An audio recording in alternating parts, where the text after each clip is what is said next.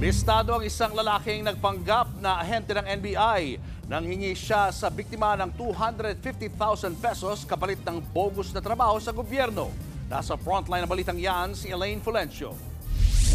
Magandang araw sa hindi po kami. Ikaw po ay naristo dahil sa salang sa frustration.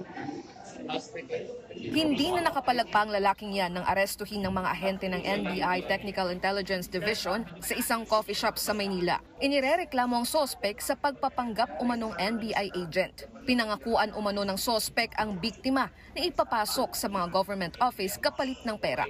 Meron siyang ipinapangako, papasok kita sa civil service, ipapasok kita sa ganito, papaniwalaan mo yan for a fee. Ang problema, walang tumatanggap talaga dito sa NBI.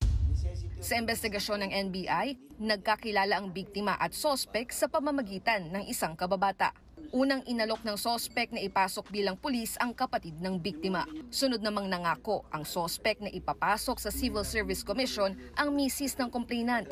Ang huling offer, ang biktima na raw mismo ang bibigyan ng trabaho sa NBI.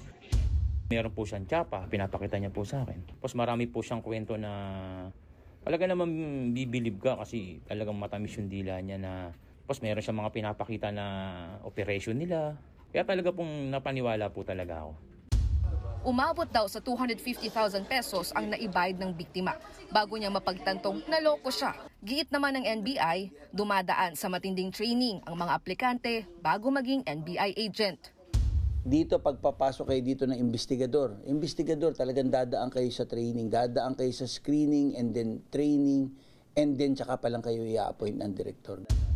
Nakuha sa sospek ang mga peking NBI ID, badge at calling card. Nagawa ko lang po. Maharap ang sospek sa mga reklamong paglabag sa staffa, usurpation of authority, use of falsified documents at illegal use of insignia. Nagbabalita mula sa frontline, Elaine Fulencio, News 5. Mga kapatid, Julius Babaw po. Iba na ang may alam at may pakialam sa panahon ngayon. Para sa frontline ng mga balita, mag-follow at mag-subscribe sa social media pages ng News 5.